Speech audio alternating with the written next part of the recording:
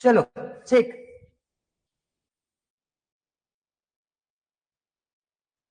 ठीक है, चलो क्लियर, बढ़िया, गुड। तो कल के क्लास में हम लोगों ने मैथ जो है वो कोऑर्डिनेट ज्योमेट्री हम लोगों ने कंप्लीट कर लिया है, ठीक है। थोड़ा सा वीडियो रुक रहा है, वेट।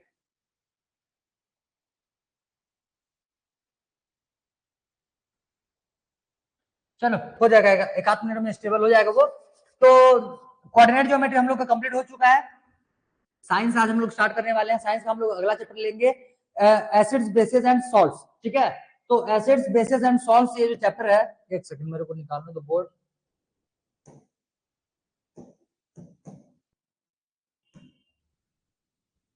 ठीक, तो लगाओ, आज का हेडिंग लगाओ, एसिड्स बेसिस एंड सॉल्ट्स। तो सबसे पहले हम लोग डिस्कस करने वाले हैं एसिड्स के बारे में, ठीक। लगा हेडिंग लगाओ, एसिड्स, ठीक है, क्लियर है। देखो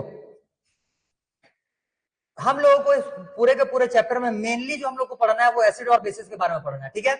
अब ध्यान से समझना, एसिड्स और बेसिस इन दोनों से रिलेटेड जितने भी हम लोग रिएक्शंस देखने वाले हैं उसको बहुत अच्छे से कर लेना, क्योंकि सेम रिएक्शंस हम लोग देखेंगे अगले वाले चैप्टर, मतलब कि मेटल्स एंड नॉन मेटल्स वाले में, ठीक है। तो मोस्टली जो रिएक्शंस हम लोग इस चैप्टर में करने वाले हैं वही सारे रिएक्शंस हम लोग को नेक्स्ट चैप्टर में भी करने हैं। तो इस चैप्टर से रिलेटेड तुम्हारे जितने भी रिएक्शंस यहाँ पे मैं करवाऊंगा सभी को अच्छे से और यहीं पे क्लास में याद हो जाए इस हिसाब से तुमको करना है, ठीक है।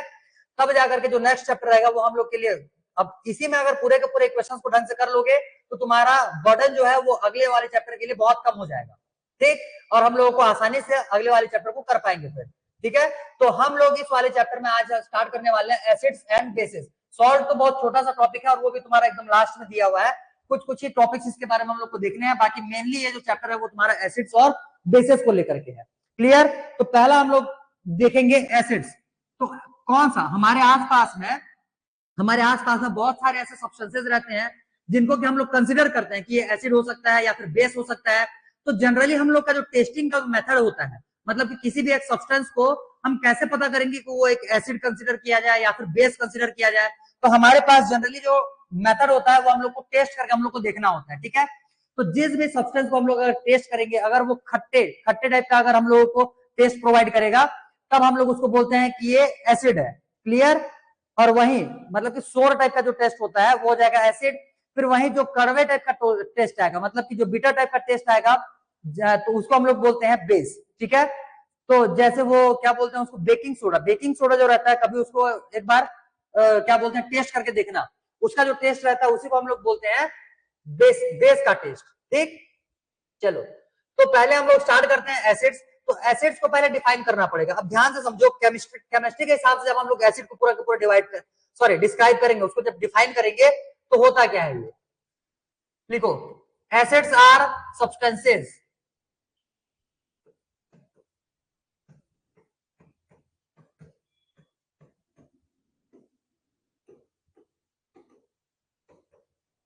acids are those substances which produce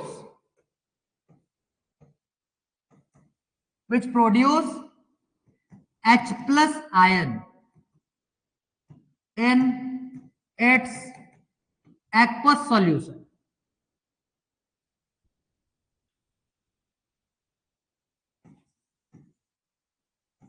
In its aqueous solution, ठीक है। Acids are those substances which produce H plus ion in its aqueous solution, and इसमें लिखना आगे, this H plus ion exists in the form of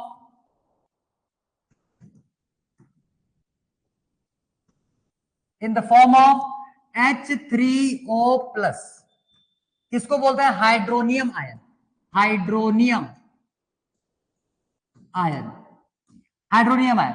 ठीक है। तो ये होता है एसिड। लिखो जल्दी से लिखो, फिर इसको एक्सप्लेन करते हैं। एसिड्स को डिफाइन करो फटाफट।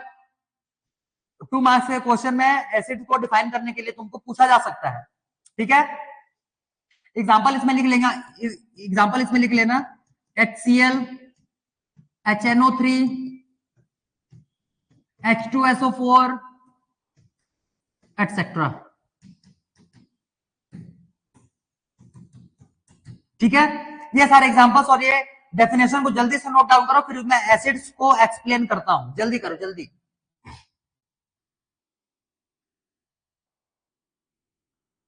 डन डन, ठीक है चलो। तो जब हो गया है, अब समझो ध्यान से इसको समझो, एसिड्स जो रहते हैं होते क्या है। जनरली एसिड्स और बेसिस, इसको मैं लास्ट में नोट डाउन करके लिखवाऊंगा, अभी अभी फिलहाल के लिए सिर्फ सुनो। तो जनरली एसिड्स और बेसिस जो रहते हैं ये अपना एसिडिक या फिर बेसिक नेचर तब तक शो नहीं करते हैं जब तक कि इनको वाटर के साथ में हम मिक्स नहीं करेंगे। ठीक है, इसका मतलब एसिड अपना एसिडिक प्रॉपर्टी तभी शो करेगा जब वो वाटर के साथ मिक्स हो, या फिर बेस जो रहता है वो अपना बेसिक प्रॉपर्टी तभी शो करेगा जब वो वाटर के साथ में मिक्स हो। क्लियर? जैसे हम लोग एसिड को अगर हम लोग टेस्ट करते हैं, ठीक, तो हमारे माउथ के अंदर में वाटर मॉलिक्यूल्स तो है, ये है। तो जब हम लोग एसिड को टेस्ट करते हैं तो वाटर मॉलिक्यूल्स उसके साथ में रिएक्ट करता है और उसका एक एक्वस सॉल्यूशन बनाता है। हमारे माउथ के इनसाइड में उस एसिड का एक एक्वस सॉल्यूशन बनाता है, और वही जो एक्वस सॉल्यूशन रहता है उसी का टेस्ट हम लोग को थोड़ा सा सोर टाइप का लगता है, मतलब कि खट्टे टाइप का हम लोग को टेस्ट आता है उसका। इसी वजह से हम लोग उसको बोलते हैं कि जो सब्सटेंस है या जो कंपाउंड है वो कैसा है, एसिड है। क्लियर? तो जब भी कोई एसिड हो या फिर बेस हो, ये अपना एसिडिक या फिर बेसिक नेचर तभी शो करेंगे जब वो एक्वस मतलब कि पानी में डिजोल्व हो। पानी में जब वो डिजोल्व होते हैं तभी वो अपना एसिडिक या फिर बेसिक नेचर शो करते हैं। ठीक है, जब हम लोग एसिड को पानी में डिजोल्व करेंगे, एसिड को जब हम लोग पानी में डिजोल्व करते हैं तो डिसोल्यूशन के थ्रू वहां से H+ आयन जो रहता है वो रिलीज होता है। अब देखो ध्यान से, ये है HCl मतलब हो जाएगा हाइड्रोक्लोरिक एसिड। इसको हम लोग H2O में रिएक्ट करवाएंगे, मतलब पानी के साथ रिएक्ट करवाएंगे। मान लो ये पूरा का पूरा कंटेनर है, इसमें पानी भरा हुआ है, तो जब हम लोग इसमें HCl डालेंगे तो HCl जो रहता है ये क्या, H+ आयन और Cl- आयन में ये डिसोशिएट हो जाता है, मतलब टूट जाता है। तो जब HCl जो है ये H+ आयन और Cl- आयन में टूटा है तो ये HCl जो है ये H+ आयन रिलीज कर दिया, HCl जो है ये H+ आयन रिलीज कर दिया। सेम वैसे ही HNO3 को जब लेंगे हम लोग तो ये NO3- आयन बनाएगा और साथ में ये H+ आयन बनाएगा। इसका मतलब HNO3 भी H+ आयन रिलीज कर रहा है।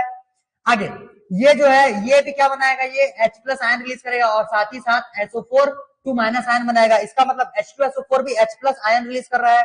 लेकिन ये जो H+ आयन हम लोग इसको डिसोशिएट किए हुए हैं, डिसोसिएशन इनमें तभी होता है, मतलब टूटते ये तब है जब इनको पानी में घोला जाता है। पानी में जब इनको डिसॉल्व किया जाता है तभी ये डिसोसिएट होते हैं, मतलब टूटते हैं।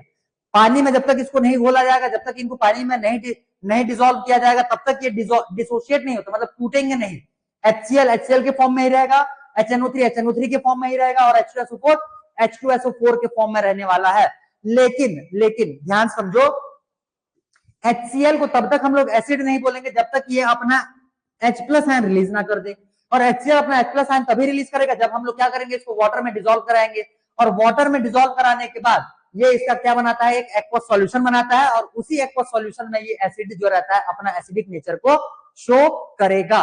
क्लियर हो गया? ये एसिडिक नेचर कब शो होता है बोलने से, ये अब जब एक्वस सॉल्यूशन प्रिपेयर करेगा, जब ये पानी में जब ये डिसॉल्व हो जाता है तब ये H+ आयन रिलीज करता है और अपना एसिडिक प्रॉपर्टी वहां पे शो करने वाला होता है। क्लियर हुआ? अब देखो ध्यान से, जब ये HCl हो गया, यहाँ पे ये हो गया H2O, यहाँ पे ये है H+ आयन और ये हो जाएगा क्लोरीन- आयन, और साथ ही साथ यहाँ पे वाटर के मॉलिक्यूल्स घूम रहे हैं, साथ साथ यहाँ पे वाटर के मॉलिक्यूल्स भी घूम रहे हैं। अब देखो ध्यान से, H2O तो है, ये है, HCl तो सबसे पहला टूटेगा, किसमें किसमें टूटेगा, ये H+ में और Cl- में टूटेगा। अब ध्यान से समझो, बहुत इंपॉर्टेंट सा कॉन्सेप्ट, यहाँ पे जो H+ आयन तुमको दिख रहा है, हाइड्रोजन का जो साइज होता है वो पूरे के पूरे पीरियोडिक टेबल में सबसे छोटा होता है। ये देखो, ये बनाया मैं एक हाइड्रोजन का एटम, हाइड्रोजन के एक एटम में एक इलेक्ट्रॉन रहेगा और न्यूक्लियस में एक प्रोटॉन रहेगा। इसके न्यूक्लियस में एक प्रोटॉन और बाहर में एक इलेक्ट्रॉन है। अब जब मैं इस बाहर से इस इलेक्ट्रॉन को बाहर निकाल दूंगा, ये आउटर मोस्ट ऑर्बिट के इलेक्ट्रॉन को जब बाहर निकाल दिया जाएगा तब जाकर के ये पहले हाइड्रोजन था, अब जब इलेक्ट्रॉन बाहर निकल जाएगा तो ये क्या बन जाएगा, H+ आयन बन जाएगा। तब ये H+ आयन बन जाएगा। अब समझो, हाइड्रोजन जो है पूरे के पूरे पीरियोडिक टेबल में सबसे छोटा एलिमेंट है, सबसे छोटा एलिमेंट है। तब जब इसके पास इलेक्ट्रॉन था, तब के केस में भी ये सबसे छोटा एलिमेंट था। अब जब इसका इलेक्ट्रॉन, जो आउटर मोस्ट ऑर्बिट का जो इलेक्ट्रॉन है, ये बाहर चला जाएगा, तो एटम का साइज और छोटा हो जाएगा। बात समझे? अगर इसके आउटर मोस्ट ऑर्बिट में इलेक्ट्रॉन घूम रहा है, तब के केस में भी ये जो हाइड्रोजन एटम है पूरे के पूरे पीरियोडिक टेबल में सबसे छोटा साइज का होता है। अगर इसका इलेक्ट्रॉन बाहर निकाल दिया जाए तो ये और छोटा साइज का हो जाएगा। बात समझ में आया? इतना जब इसमें से इलेक्ट्रॉन को बाहर निकाल दिया जाएगा तो ये और भी छोटे साइज का हो जाएगा। तो इतने छोटे साइज का होने की वजह से, इतने छोटे साइज के होने की वजह से ये इंडिपेंडेंटली एग्जिस्ट नहीं करता है। मतलब ये अपने आप खुले में इंडिपेंडेंटली ये नहीं घूमेगा, ये अपना मतलब कि पार्टनर ढूंढता है। कोई ना कोई सा एक ऐसा कंपाउंड या ऐसा मॉलिक्यूल या फिर एक ऐसा एलिमेंट ढूंढेगा जिसके साथ में ये रिएक्ट कर पाए, क्योंकि अकेले सरवाइव नहीं कर पाता है ड्यू टू बहुत छोटे नेचर की वजह से, बहुत छोटे होने की वजह से ये अकेले कभी भी सरवाइव नहीं कर पाएगा। अब समझो ध्यान से, जब हम लोग इसको वाटर के साथ में रिएक्ट करवाए हैं तो यहाँ पे वाटर के मॉलिक्यूल्स बहुत ज्यादा है। यही वाटर का मॉलिक्यूल एक H2O जो रहता है ये H प्लस के साथ में रिएक्ट कर लेगा और ये क्या बना लेता है फिर H2 और एक नया H प्लस और आ चुका है तो ये बना लेगा H3O और ये प्लस आयन लगा हुआ था तो ये इसको हम लोग बोलते हैं प्लस आयन। इसको बोला जाता है हाइड्रोनियम आयन। इसी वजह से यहाँ पे लिखा हुआ है कि H plus ion is exist in the form of hydronium ion, H3O plus ion के फॉर्म में। क्लियर हो गया? इतना कॉन्सेप्ट समझ में आया? जल्दी कमेंट करके बताओ इतने कॉन्सेप्ट में अगर कुछ डाउट है तो। अदरवाइज क्लियर हो गया तो क्लियर लिखो, यहां से आगे बढ़ेंगे फिर। जल्दी देखो जल्दी कॉन्सेप्ट में, यहाँ के एसिड्स के कॉन्सेप्ट में किसी को कुछ प्रॉब्लम है क्या? जल्दी बताओ।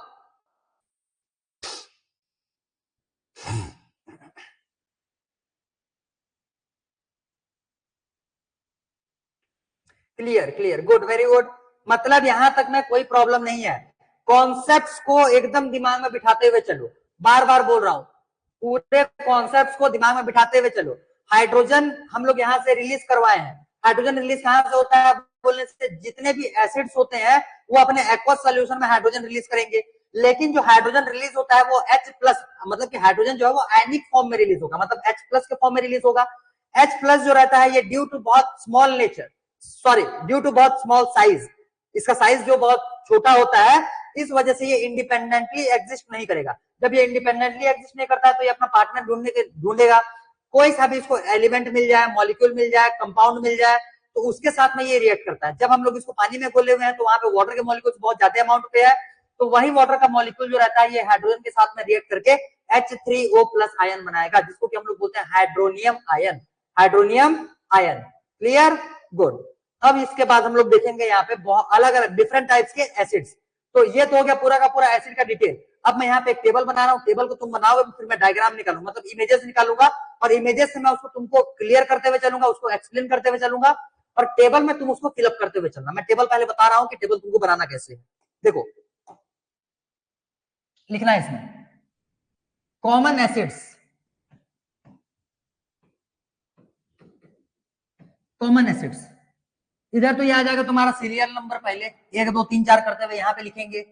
यहाँ पे हम लोग लिखेंगे नेम, जो एसिड है उसका नेम। यहां पे आ जाएगा उसी एसिड का फॉर्मूला, और फिर इधर में लिखना उस एसिड का, या तो वो एसिड मिलता कहां से है, मतलब कि कहां पे फाउंड होगा, found where can be found,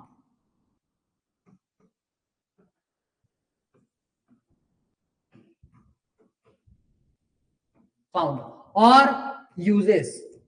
अगर ये कहां पे मिलता है ये नहीं पता रहेगा किसी किसी में, तो हम लोग उसका यूजेस देखेंगे। यहाँ पे ये है तुम्हारा टेबल। टेबल ऐसे बना लो जल्दी से, टेबल, ये वाला टेबल जल्दी से बना लो, जल्दी से बना लो।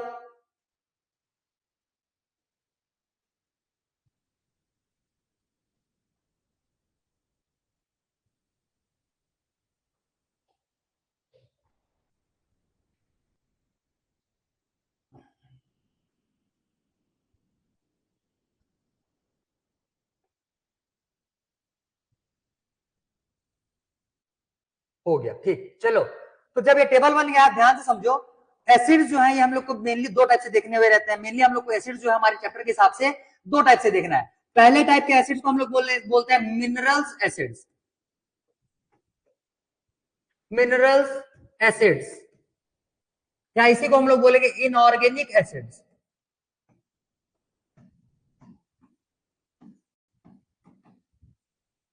ठीक, और सेकंड टाइप को हम लोग बोलते हैं ऑर्गेनिक एसिड्स।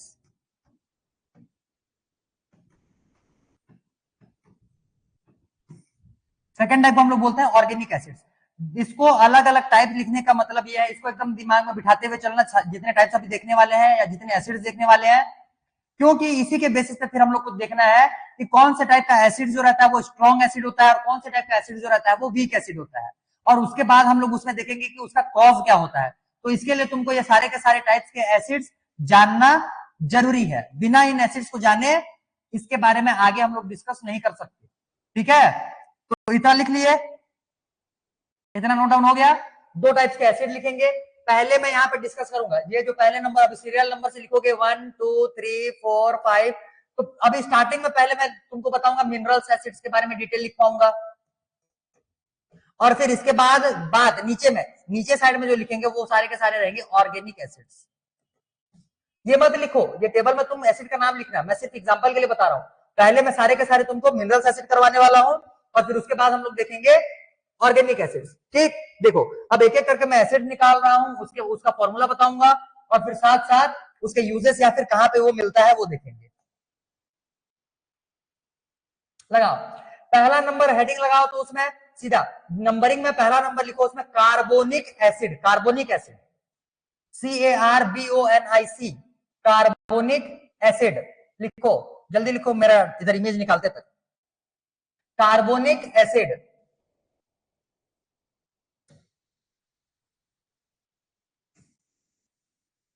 आ रहा है डायग्राम, आ रहा है, ठीक। कार्बोनिक एसिड,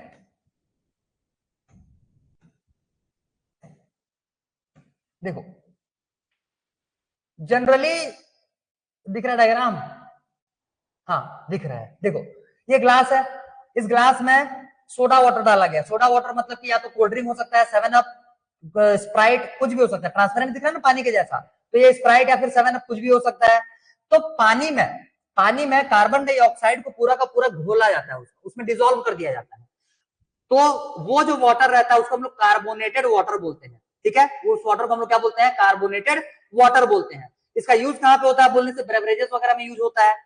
समझ में आ रहा है, जितने भी कोल्ड ड्रिंक्स वगैरह रहते हैं जहां से कि फीज का साउंड आता है, फीज का जो साउंड आता है जिसमें से गैसेस इवॉल्व होते हैं, उन सारे के सारे बेवरेजेस में, कोल्ड ड्रिंक्स में, सॉफ्ट ड्रिंक्स वगैरह में, उन सारे के सारे ड्रिंकिंग मटेरियल्स में कार्बन डाइऑक्साइड को डिसॉल्व किया जाता है पानी के अंदर में। समझ में आ रहा है, तब के केस में वो जो एसिड बनता है वो एक एसिडिक नेचर एग्जिबिट करेगा, और वो जो एसिड बनता है उसको हम लोग बोलते हैं कार्बोनिक एसिड।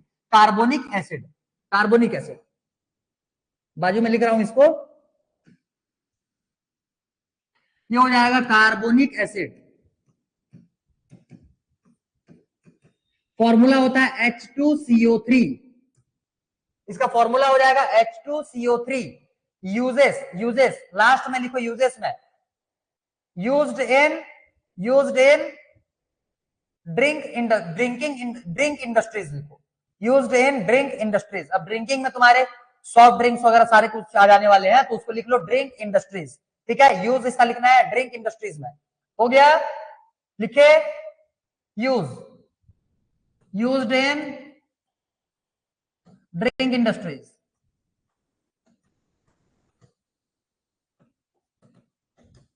ब्रैकेट में यहां पे लिख लेना एग्जांपल के लिए, स्प्राइट, ताकि याद आए तुमको, 7 अप, कोका कोला, ये सारे के सारे क्या हो जाएंगे तुम्हारे, सॉफ्ट ड्रिंक्स वगैरह हो जाएंगे। और इनमें क्या मिलता है, कार्बोनिक एसिड मिलता है। क्लियर, लिखो लिखो लिखो जल्दी फटाफट, डन, गुड। आगे देखो, नेक्स्ट वन, कार्बोनिक एसिड के बाद अगला हम लोग देखेंगे इसमें हाइड्रोक्लोरिक एसिड। ये हो जाएगा हाइड्रोक्लोरिक एसिड, HCl। इसका फॉर्मूला तो पता ही होगा, HCl। इसमें फॉर्मूला नहीं लिखा हुआ है, मैं यहीं पे बाजू में लिख दे रहा हूं, HCl हो जाएगा इसका फॉर्मूला। नाम क्या है बोलने से, hydrochloric acid, hydrochloric acid, HCl हो गया इसका फॉर्मूला।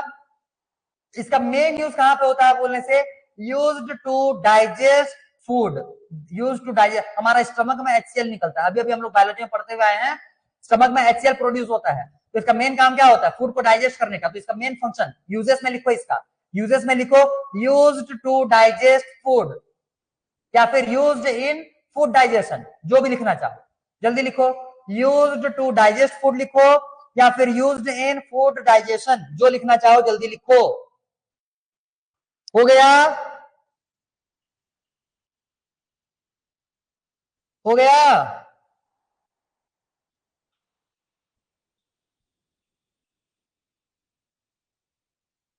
गुड, चलो डन।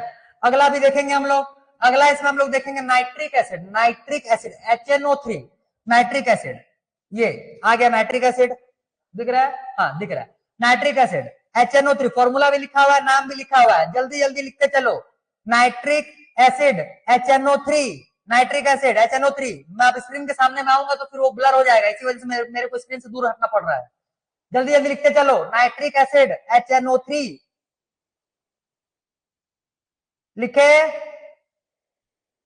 गुड। अब इसमें लिखना यूज्ड इन एक्सप्लोसिव इंडस्ट्रीज, मतलब कि बॉम्ब वगैरह बनाने के लिए ये काम आता है। जो माइनिंग सेक्टर में बड़े बड़े TNTs बनाए जाते हैं, माइनिंग सेक्टर में बड़े बड़े TNTs बनाए जाते हैं, ताकि जो रॉक्स होते हैं, बहुत बड़े लार्ज साइज के जो रॉक्स होते हैं, उनको उनको ब्लास्ट किया जा सके। तो ब्लास्ट करने के लिए वहां पे TNT का यूज किया जाता है, एक्सप्लोसिव मटेरियल का यूज किया जाता है। उसी एक्सप्लोसिव मटेरियल को बनाने के लिए HNO3 का यूज किया जाएगा। तो इसमें लिखना है तुमको क्या, used in explosive industries, used in explosive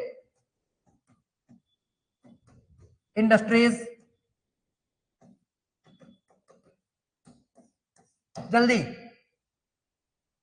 जल्दी नोट डाउन करो, यूज्ड इन एक्सप्लोसिव इंडस्ट्रीज। हो गया, गुड, वेरी गुड। चलो नेक्स्ट HNO, ये हो गया HNO3 नाइट्रिक एसिड। इसके बाद हम लोग देखेंगे sulphuric acid H2SO4, H2SO4 sulphuric acid, sulphuric acid,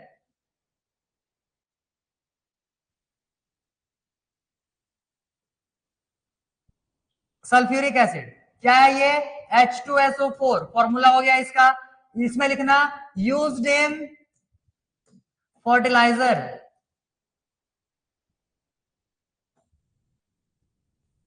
fertiliser और कौन से इंडस्ट्रीज में इसका यूज किया जाएगा, हाँ, and detergent industries,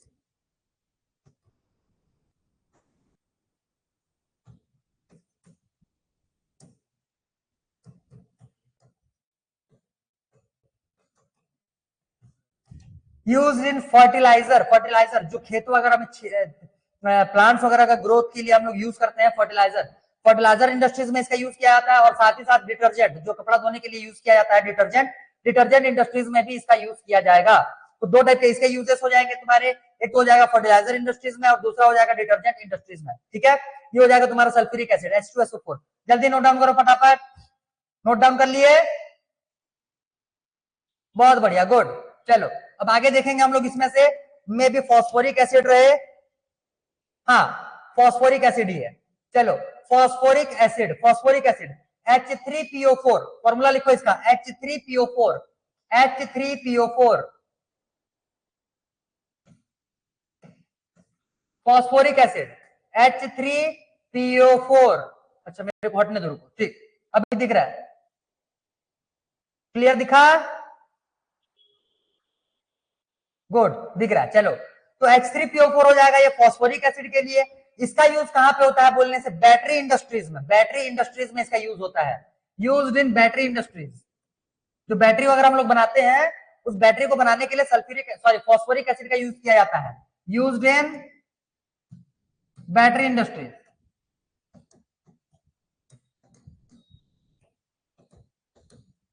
used in battery industries. जल्दी लिखो जल्दी, साथ साथ मेरे साथ साथ लिखते हुए चलो जल्दी।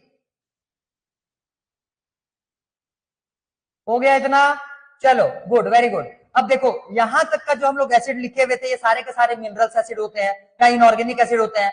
इसके बाद अभी जो हम लोग एसिड लिखने वाले हैं वो सारे के सारे ऑर्गेनिक एसिड्स होंगे, ठीक है। इन सारे के अब नीचे में जो आएंगे वो सारे के सारे ऑर्गेनिक एसिड्स होंगे। चलो तो सबसे पहला ऑर्गेनिक, चलो इसको मिटाना,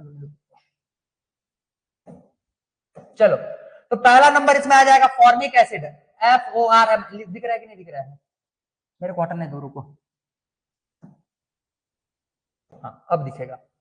अरे यार, ये फॉर्मिक एसिड, नीचे में उसका फॉर्मूला लिखा हुआ है CH2O O2, उसको लिखो, बट उसका एक्चुअल फॉर्मूला मैं तुमको बताता हूं फिर। CH2O2 लिख लिए, फॉर्मिक एसिड, फॉर्मिक एसिड, ठीक। चलो, तो इसमें क्या हो जाएगा, फॉर्मिक एसिड, इसका फॉर्मूला होता है एक्चुअल में यही होगा, लेकिन ये उसका दूसरे टाइप का फॉर्मूला है। जो नया फॉर्मूला, इसका जो एग्जैक्ट फॉर्मूला रहता है वो हो जाएगा HCOOH। दो तो हाइड्रोजन आ गया, दो तो ऑक्सीजन आ गया, और एक कार्बन आ गया। दिख रहा है कि नहीं दिख रहा है? हाँ दिख रहा है। ये फॉर्मूला लिखो, ये भी लिखो, ये जरूरी है, यही हमको देखना है। जब carbon and its compound chemistry का लास्ट चैप्टर पढ़ेंगे तो ये फॉर्मूले का यूज करने वाले हम लोग, HCOOH। जल्दी लिखो, ये हो जाएगा तुम्हारा फॉर्मिक एसिड के लिए formula HCOOH, HCOOH, HCOOH, formic acid.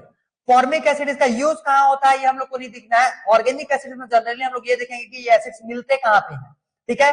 तो ये कहां पे मिलता है बोलने से ये मिलेगा तुमको, जो बी स्टिंग होता है ना, बी स्टिंग मतलब कि हनी भी जो रहता है, मधुमक्खी, मधुमक्खी का जो स्टिंग रहता है, वो जो डंक मारता है, उसमें मिलेगा तुमको फॉर्मिक एसिड। जो एंट बाइट होता है, एंट बाइट, चींटी जो काटता है, चींटी, चींटी के एंट बाइट में भी, मतलब एंट स्टिंग में भी क्या रहेगा तुम्हारा, फॉर्मिक एसिड। तो एंट स्टिंग में लिखो और बी स्टिंग में लिखो, found in ant sting and bee sting. जल्दी लिखो, found in ant sting and bee sting. चींटी के स्टिंग में मिलेगा और मधुमक्खी के स्टिंग में मिलेगा, चींटी और मधुमक्खी के स्टिंग में मिलने वाला है फॉर्मिक एसिड, ठीक है, फॉर्मिक एसिड, क्लियर। चलो गुड। नेक्स्ट, अब अगला देखेंगे हम लोग इसमें से एसिटिक एसिड। एसिटिक एसिड लिखो, अगला हेडिंग लगाओ, एसिटिक एसिड है कि नहीं है? हाँ है, एसिटिक एसिड। फॉर्मूला लिखना है इसका CH3COOH। मैं यहां पे लिख रहा हूं फॉर्मूला CH3COOH, इसको बोलते हैं acetic acid, CH3COOH, acetic acid, acetic acid हो गया, एसिटिक एसिड। यूज कहां पे होता है एसिटिक, सॉरी फाउंड का मिलेगा कहां पे, एसिटिक एसिड कहां पे मिलेगा बोलने से, जो विनेगर होता है, विनेगर जो घर में हम लोग यूज करते हैं, विनेगर फूड मटेरियल के हिसाब से, या फिर जब चाउमीन वगैरह खाने जाते हो बाहर में, वहां पे जो विनेगर यूज किया जाता है, उसमें कौन सा एसिड, वो कौन सा एसिड बोलने से वही है तुम्हारा एसिटिक एसिड, ठीक है। तो लिखो, फाउंड इन विनेगर,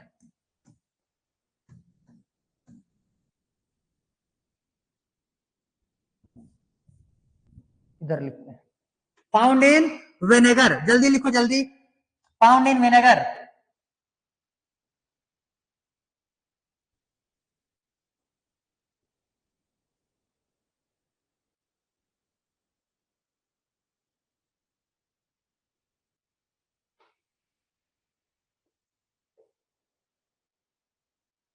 हो गया क्या? अच्छा विनेगर लिखना है, अच्छा विनेगर नहीं लिखे, विनेगर लिखो यहाँ पे, विनेगर इस साइड में लिखने का था, vinegar, found in vinegar. Acetic acid कहां पे मिलता है बोलने से विनेगर में मिलेगा। आगे लिख लिए, हो गया नोट डाउन, डन, गुड। आगे देखो, नेक्स्ट लैक्टिक एसिड लिखो, लैक्टिक एसिड, यही लिखो नाम, लैक्टिक एसिड। फिर फॉर्मूला लिखवाता हूं इसका, लैक्टिक एसिड, लैक्टिक एसिड लिखे, लैक्टिक एसिड लिखो। इसका फॉर्मूला थोड़ा सा लेंदी है, देखो इसका फॉर्मूला क्या होता है, CH, एक सेकेंड,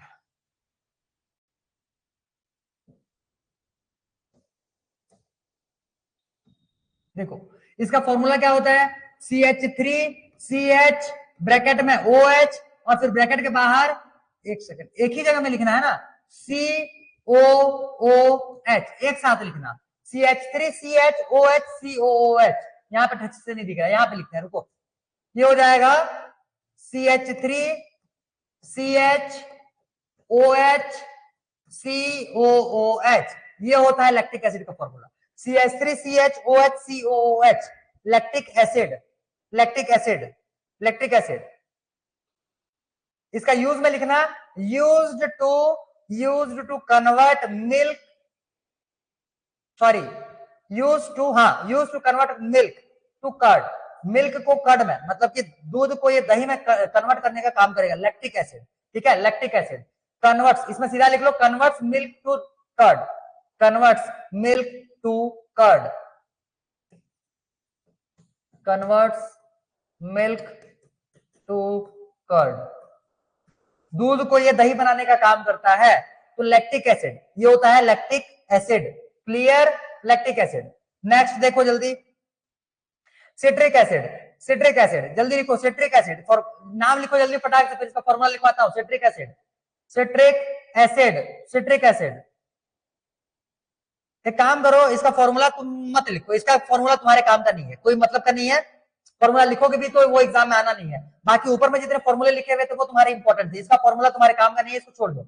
सिट्रिक एसिड इसका फाउंड कहां पे मिलता है बोले, जितने भी साइट्रस फ्रूट होते हैं, साइट्रस फ्रूट होते हैं, फ्रूट मतलब कि जितने खट्टे टाइप का फ्रूट होते हैं, ऑरेंज हो गया, वो क्या बोलते हैं, और जितने भी फ्रूट्स रहते हैं जिनमें खट्टे खट्टे टाइप का थोड़ा थोड़ा टेस्ट आता है, लेमन हो जाएगा, लेमन में भी मिलेगा साइट्रस, ये भी एक साइट्रस फ्रूट है। ठीक है, ऑरेंज हो जाएगा साइट्रस फ्रूट। तो जितने भी फ्रूट्स में जो भी खट्टापन आता है वो किसकी वजह से आता है बोलने से, सिट्रिक एसिड की वजह से आता है। Citric acid, citric acid found in citrus fruit, clear. Next, next, अच्छा ये हो गया एसिड्स कंप्लीट। अब हम लोग को देखना है bases.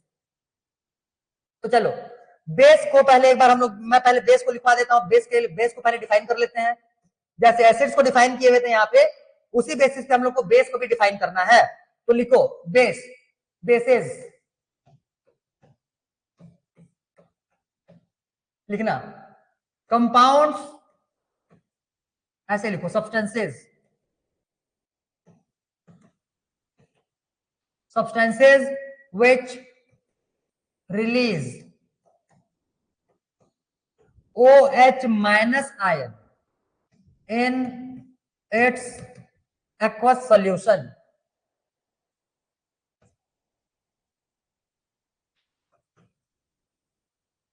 in its aqueous solution। ठीक है, यहाँ पे OH माइनस आयन किसी के साथ कंबाइन नहीं होता है। यहाँ पे OH माइनस आयन जो दिख रहा है, यहाँ पे ऑक्सीजन भी है और हाइड्रोजन भी है। ऑक्सीजन वैसे भी उसका एटम का साइज जो रहता है वो थोड़ा सा बड़ा होता है, और साथ साथ हाइड्रोजन भी उसके साथ में जुड़ा हुआ है। तो इसको दूसरे किसी और कंपाउंड या मॉलिक्यूल या फिर एटम से रिएक्ट करने का और कोई रिक्वायरमेंट नहीं होता, क्योंकि इसका साइज सफिशिएंट होता है। लेकिन प्रीवियस वन जहां पे हम लोग एसिड देखे हुए थे, जब वहां से H+ आयन रिलीज होता है, तो H+ आयन अकेला है, समझ में आ रहा है, हाइड्रोजन वहां पे अकेले है। तो हाइड्रोजन अकेले होने की वजह से वहां पे H+ आयन जो रहता है, हाइड्रोजन का साइज जो रहता है वो क्या हो जाता है, बहुत छोटा। तो बहुत छोटे साइज होने की वजह से वो इंडिपेंडेंटली अकेले वहां पे रहना पसंद नहीं करेगा, वो कोई ना कोई सा अपना पार्टनर वो ढूंढेगा, जो भी कंपाउंड उसको मिलेगा उसी के साथ में वो रिएक्ट करके वो वहां पे सेटल डाउन हो जाता है। तो जनरली अगर एक्वस सॉल्यूशन लेंगे तो वहां पे पानी के ही मॉलिक्यूल्स मिलेंगे, तो हाइड्रोजन वहां पे पानी के साथ रिएक्ट करके हाइड्रोनियम आयन बनाता है, H3O+ आयन बनाया था, क्लियर। चलो तो इसमें क्या हो जाएगा, substances which release OH minus ion in its aqueous solution are bases. ठीक है, एग्जांपल इसमें लिख लेना, NaOH sodium hydroxide, KOH potassium hydroxide, CaOH twice calcium hydroxide, MgOH twice, ये हो जाएगा मैग्नीशियम हाइड्रोक्साइड। ठीक है, calcium hydroxide, magnesium hydroxide, potassium hydroxide, sodium hydroxide, ये सारे के सारे जो कंपाउंड्स तुमको देखने के लिए मिल रहा है, ये सारे के सारे क्या है, बेसेस है। ठीक है, बेसेस, ये सारे के सारे बेस हो जाएंगे एक्सेट्रा। ठीक, नोट इट डाउन फास्ट। अब देख लो सारे के सारे कंपाउंड में तुमको OH देखने के लिए मिल रहा होगा, यहाँ पे है OH, यहाँ पे है OH, यहाँ पे है OH, यहाँ पे है OH। तो जब भी हम लोग इसका एक्वस सॉल्यूशन बनाएंगे, जब भी ये इसको पानी में डिसॉल्व किया जाएगा, तो डिसोल्यूशन के थ्रू डिसोशिएट होकर के ये हमेशा क्या प्रोड्यूस करने वाले रहेंगे, OH माइनस आयन। और जो भी compound OH minus ion produce करता है, उन्हीं कंपाउंड को हम लोग क्या बोलते हैं, बेस। क्लियर, जल्दी नोट डाउन करो इसको, फिर हम लोग वही कंपाउंड्स पे चलेंगे और देखेंगे इसके भी डिफरेंट डिफरेंट टाइप्स, मतलब कि सॉरी डिफरेंट डिफरेंट बेसिस। इसके लिए भी टेबल बनाना, लेकिन टेबल इसका हम लोग दूसरे तरीके से बनाएंगे। एसिड्स का टेबल हम लोग दूसरे तरीके से बनाए हुए थे, बेसिस का टेबल हम लोग दूसरे तरीके से बनाएंगे। देखो बेसिस के टेबल में तुमको कंटेंट्स क्या क्या लेने हैं। इसके टेबल में सबसे पहला तो यहाँ पे सीरियल नंबर तो आएगा ही आएगा, फिर नेम आ जाएगा जो भी बेस ले रहे हैं, फिर इसी का हम लोग लिखेंगे फॉर्मूला, ठीक, और इन्हीं बेसिस का हम लोग देखेंगे कॉमन नेम, ये इंपॉर्टेंट, कॉमन नेम ये है इसमें इंपॉर्टेंट, कॉमन नेम, ठीक। यूजर्स वगैरह एक बार के लिए अभी नहीं भी देखोगे तो भी तुम्हारा काम चल जाएगा बेसिस के केस में, ठीक है। कॉमन नेम हम लोग को देखना है, वो इंपॉर्टेंट है यहाँ पे। चलो जल्दी से टेबल बनाओ, टेबल जल्दी बनाओ, मैं एक एक करके कंपाउंड्स निकालना चालू करूंगा फिर। टेबल जल्दी से बनाओ, जल्दी से बनाओ, जल्दी से बनाओ।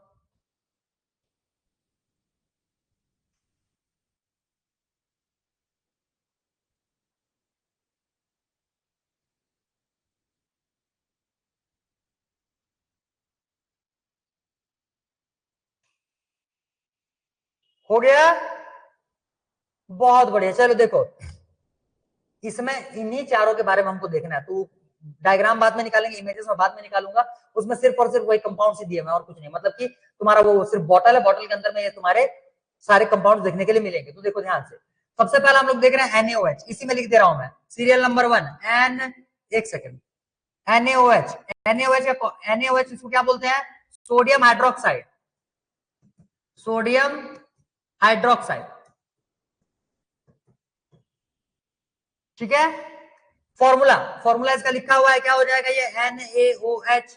कॉमन नेम, इसका कॉमन नेम क्या होता है बोलते हैं, इसको बोलते हैं caustic soda, caustic soda, caustic soda common name, ये इंपॉर्टेंट है, एकदम याद कर लो। सेकंड नंबर सोडियम हाइड्रोक्साइड हो गया, पोटेशियम हाइड्रोक्साइड,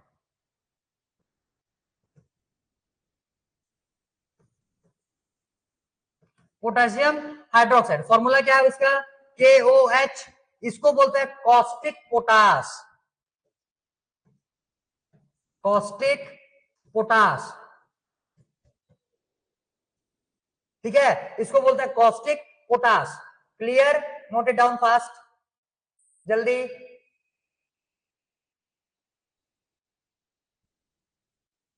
हो गया, ठीक। अब तीसरा नंबर मैं इधर लिख रहा हूं, तुम उसी के नीचे लिखना। थर्ड नंबर ये क्या है, कैल्शियम हाइड्रोक्साइड,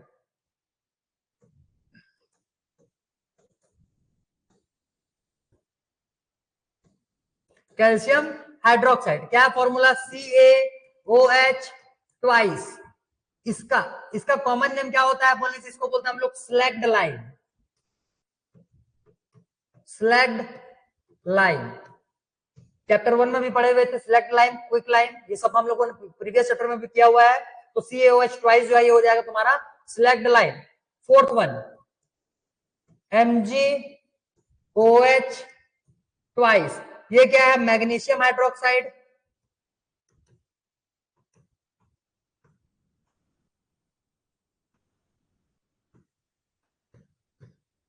इसका कॉमन नेम क्या होता है बोलने से, इसको बोलते हैं मिल्क ऑफ मैग्नीशिया। इसको मैं इधर लिख रहा हूं, क्या हो जाएगा ये, milk of magnesia,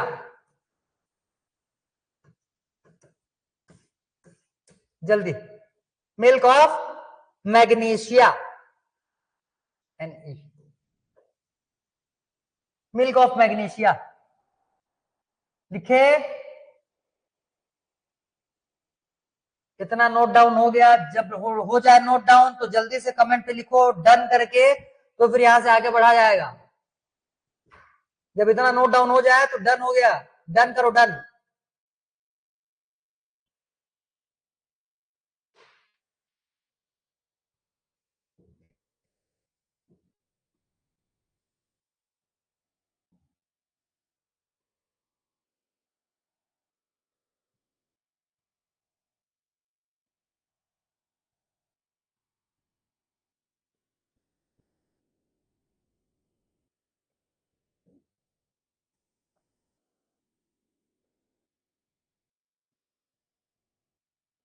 done done, ठीक है, चलो जल्दी, बाकी लोग जल्दी जल्दी लिखो, बाकी लोग जल्दी जल्दी लिखो। क्लियर क्लियर, ठीक, सबका कंप्लीट, गुड, वेरी गुड, चलो लगभग लगभग सबका हो चुका है। जो भी बच्चे कुछ हो टाइम नोट कर लो, आराम से वीडियो पीछे कर लेना क्लास कंप्लीट होने के बाद, और उसको बढ़िया से लिख लेना। ठीक, अब देखो, ये तो सारे के सारे हो गए हमारे एसिड्स की डिटेलिंग, एसिड्स और बेसिस की डिटेलिंग, ठीक है। मतलब एसिड्स, एसिड्स किसको बोला जाता है, कौन कौन से एसिड्स हम लोग को देखना था वो देख लिए। बेसिस किसको बोलते हैं, बेसिस की कौन कौन से बेसिस हम लोग को देखने थे वो देख लिए, ठीक है इतना। अब देखो ध्यान से, एसिड्स और बेसिस जो रहते हैं इनको, अब समझो हमारे आसपास में, हमारे सराउंडिंग में बहुत सारे ऐसे सब्सटेंसेस हैं जिनको कि हर सब्सटेंस को हम लोग टेस्ट करके, मतलब चख करके हम लोग नहीं देख सकते कि वो एसिड है, बेस है या क्या है, क्योंकि बहुत सारे पॉइजनस सब्सटेंसेस भी होते हैं, तो हमको हार्म पहुंच सकता है। तो इस हिसाब से देखा जाएगा तो एसिड्स और बेसिस को के नेचर को बताने वाले हम लोगों को इंडिकेटर्स का रिक्वायरमेंट होता है, ठीक है। एसिड्स और बेसिस को टेस्ट करने के लिए, उसके लिए स्पेसिफिक हमारे पास डिफरेंट डिफरेंट टाइप्स के कुछ नेचुरल इंडिकेटर्स होते हैं और कुछ सिंथेसाइज्ड, मतलब जिनको कि लेबोरेटरी में प्रिपेयर किए जाते हैं, तुम्हारे इंडिकेटर्स देखने के लिए मिलेंगे, ठीक है। तो अगला हेडिंग लगाओ तुम लोग इसमें, इंडिकेटर्स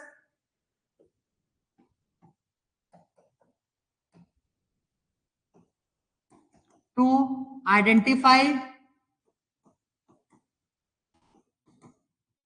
टू आइडेंटिफाई एसिड्स और बेसिस।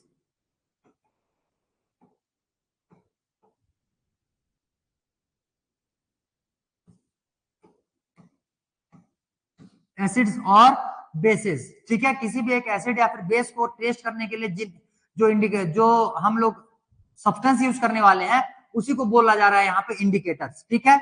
इंडिकेटर जो रहते हैं मेनली ये तुमको दो टाइप से देखने के लिए मिलेगा, एक तो हो जाएगा नेचुरल इंडिकेटर्स और दूसरा हो जाएगा सिंथेसाइज्ड इंडिकेटर्स, ठीक। ये लेबोरेटरी में प्रिपेयर्ड इन लेबोरेटरी, ये लेबोरेटरीज वगैरह में बनाए जाते हैं, प्रिपेयर्ड इन लेबोरेटरी। अब इतना लिखो जल्दी, फटाफट नोट डाउन करो, फिर हम लोग चालू करेंगे इंडिकेटर्स। सबसे पहला नंबर इंडिकेटर जो बहुत ही कॉमन, बहुत ही ज्यादा यूज किए जाने वाला इंडिकेटर है, लिटमस पेपर, लिटमस पेपर, पहले इतने को नोट डाउन करो।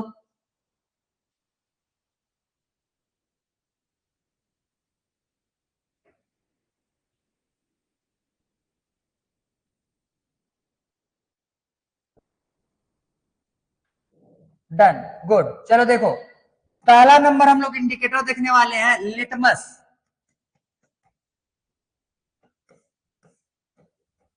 लिटमस। देखो लिटमस जो रहता है ये क्या होता है बोलने से, प्लांट्स का जो बार्क होता है, मतलब उसका जो छिलका रहता है, पहले के टाइम पे जब क्या बोलना चाहिए, जब पॉल्यूशन वगैरह इतने ज्यादा नहीं थे, ठीक है, पॉल्यूशन वगैरह, या फिर अभी प्रेजेंट सिनेरियो में भी या प्रेजेंट सिचुएशन में भी ऐसा ऐसा एरिया जहां पे कि पॉल्यूशन बहुत कम देखने के लिए मिलता है, प्लांट के सरफेस में, प्लांट के आउटर सरफेस में एक एक सब्सटेंस या एक ऑर्गेनिज्म ही समझ लो, या एक लिविंग ऑर्गेनिज्म ही समझ लो, जो कि प्लांट के कैटेगरी का ही होता है, ठीक। एक लिविंग थिंग जो रहता है वो प्लांट के सरफेस के ऊपर पूरा का पूरा डिपोजिट होना चालू हो जाता है, और उसी के ऊपर में वो ग्रो करना चालू करता है, उसको हम लोग बोलते हैं लाइकेन, ठीक है, उसको हम लोग बोलते हैं लाइकेन, लाइकेन, LICHEN, लाइकेन, उसको बोला जाता है लाइकेन। तो इसमें लिखना, लिटमस इज अ पर्पल और ब्लू, जनरली तुमको बुक में ब्लू कलर का डाई देखने के लिए मिलेगा, पर्पल और ब्लू डाई, पर्पल और ब्लू डाई, डाई, अरे जो बाल में हेयर कलर करते हैं डाई लगाते हैं ना, सेम वही डाई होता है ये भी, तो ये हो जाएगा पर्पल और blue die, clear. Extracted from,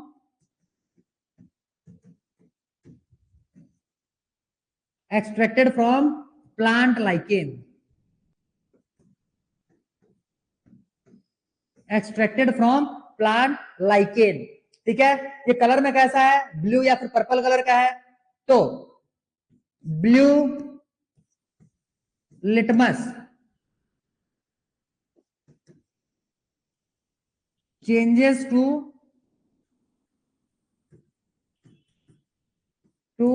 red when dip in when dip in, ऐसे लिखो, dip in ना लिखो, when dropped in, sorry, wait, when acid is dropped over it, when acid is dropped over it, acid के लिए लिखो, basis के लिए पता चल जाएगा। इसका मतलब ब्लू लिटमस जो है वो रेड में कन्वर्ट होता है कब, जब उसमें एसिड डाला जाएगा। फिर वही जब रेड लिटमस, ये जो रेड लिटमस आने वाला है, इसी रेड लिटमस में वापस से जब हम लोग बेस मिला देंगे, तो यही रेड लिटमस जो है किसमें कन्वर्ट हो जाएगा, ब्लू लिटमस में ये कन्वर्ट हो जाएगा। इसका मतलब लिटमस जो रहता है, लिटमस इसको पेपर के फॉर्म में लिखा जाता है, रखा जाता है। सबसे पहला इसका प्रोसेस देखो, लिटमस जो रहेगा वो प्लांट के लाइकेन से उसको एक्सट्रैक्ट किया जाता है, वो ब्लू या फिर पर्पल कलर का डाई होता है। सबसे पहला उसको वाटर के साथ में उबाला जाएगा, उसको बॉइल किया जाएगा। बॉइल जब करते हैं तब के केस में उसके अंदर का जो डाई रहता है वो एक्सट्रैक्ट हो जाता है, बाहर आ जाता है। जैसे ही डाई बाहर आएगा तो पूरा का पूरा जो लिक्विड रहता है वो कौन से कलर का बन जाएगा तुम्हारा, ब्लू या फिर पर्पल कलर का बन जाएगा। उसमें जब हम लोग व्हाइट पेपर को डीप करते हैं, व्हाइट पेपर को जब उस पर डीप किया जाता है तो पूरा का पूरा पेपर जो है वो कैसा हो जाएगा तुम्हारा, ब्लू कलर का दिखने के लिए मिलेगा। क्लियर। अब उसी ब्लू पेपर को हम लोग बोलते हैं लिटमस पेपर।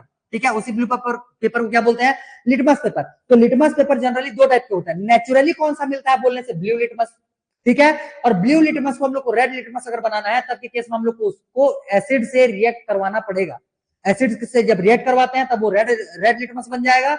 और रेड लिटमस जो रहता है, एक सेकेंड, ठीक है, रेड लिटमस जो रहता है ये बेस को एसिड में कन्वर्ट करने का काम करेगा। क्लियर हो गया इतना, लिखो, इतने को जल्दी नोट डाउन करो, फिर इसका डायग्राम निकालते हैं। नोट डाउन करो इतने को, तब तक मैं इमेजेस निकाल रहा हूं यहां से। आज हम लोग यहीं तक देखेंगे, क्योंकि आज एसिड्स के बहुत ज्यादा नाम हो चुके हैं, बेसिस के भी बहुत ज्यादा टाइप्स हो चुके हैं, और प्लस लिटमस भी अभी थोड़ा मोड़ा देख लिए। और अगर आगे के इंडिकेटर्स अगर मैं करवाऊंगा तो फिर सारा का सारा चीज हौच पौच हो जाएगा नेक्स्ट क्लास के लिए। कल तो फिलहाल तुम्हारा क्लास नहीं होगा, कल चिल्ड्रंस डे के लिए तुम्हारा छुट्टी रहने वाला है। अगले वाले क्लास में, जो परसों वाले क्लास रहेंगे, उसमें आज जितना भी तुमको एसिड्स वगैरह बताया गया है सभी चीजों को एकदम लर्न कर लेना, क्योंकि अगले वाले क्लास में मैं तुमको सीधा का सीधा रिएक्शन करवाने वाला हूँ, chemical properties of acids and bases करवाने वाला हूँ। ठीक है, तब के केस में हम लोग भर भर के वहां पे रिएक्शंस पढ़ेंगे, और उन रिएक्शंस को तभी तुम बना पाओगे जब ये सारे के सारे नियम तुमको अच्छे से याद रहेंगे। ठीक, चलो देखो आगे।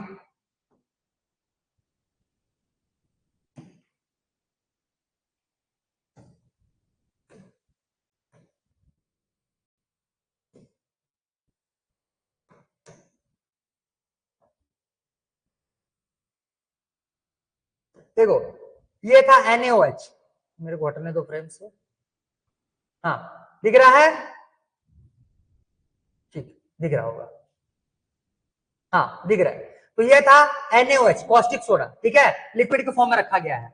ये था तुम्हारा पोटेशियम हाइड्रोक्साइड, मतलब कॉस्टिक पोटास, ये लिखा हुआ है इसमें कॉस्टिक पोटास। ठीक, चलो नेक्स्ट, ये था कैल्शियम हाइड्रोक्साइड, ये तो देखे भी हो, जिसको कि हम लोग बोलते हैं स्लैक्ड लाइम। ये है तुम्हारा मिल्क ऑफ मैग्नीशिया। मेन इसका काम क्या होता है बोलने से, एसिडिटी जब होता है तो एसिडिटी को ये न्यूट्रलाइज करने का काम करता है। तो ये एंटासिड, इसको बोलते हैं हम लोग एंटासिड।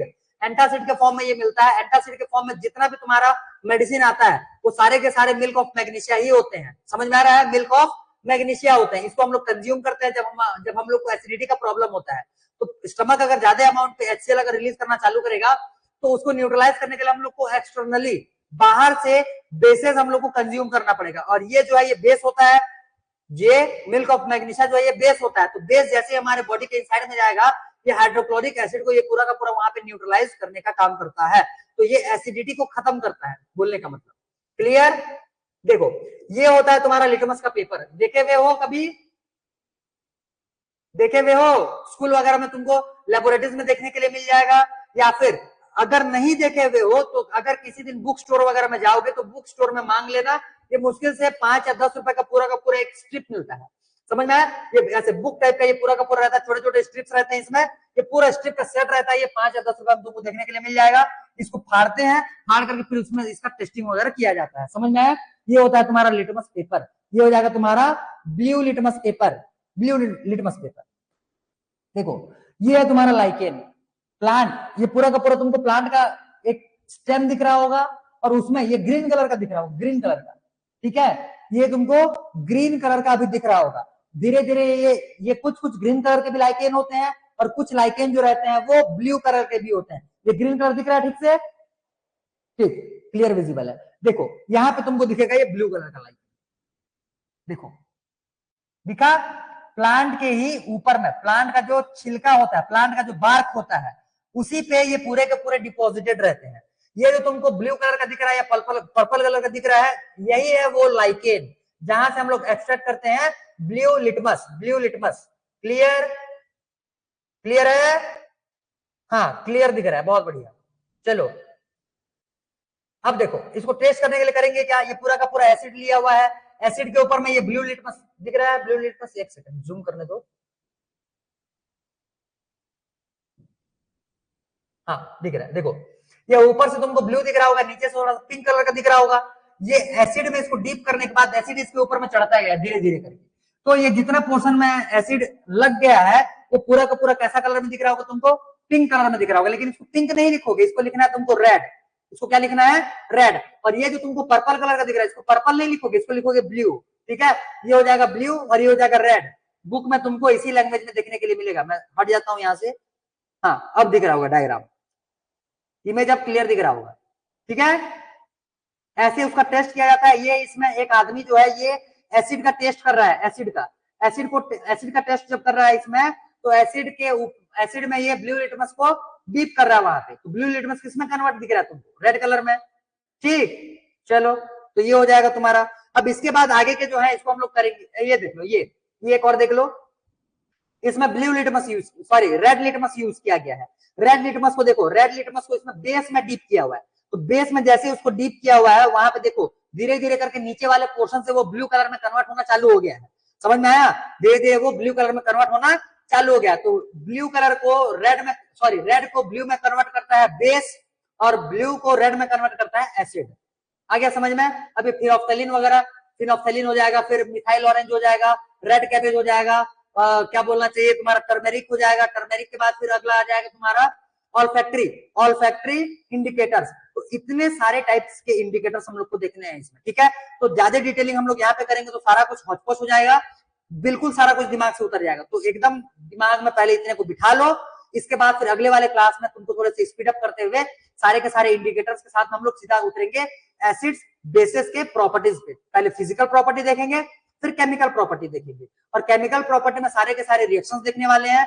तो रिएक्शंस तुमको तभी समझ में आएगा और याद हो पाएगा जब तुम सारे के सारे कंपाउंड्स को याद कर लोगे, ठीक? तो सारे के सारे कंपाउंड्स को याद करने की कोशिश करो, और कल तुम्हारा छुट्टी रहेगा, ठीक है? तो कल के लिए हैप्पी चिल्ड्रंस डे सभी को, ठीक? कल क्योंकि कल लाइव नहीं आ पाऊंगा मैं, और फिर कल के लिए हैप्पी चिल्ड्रंस डे।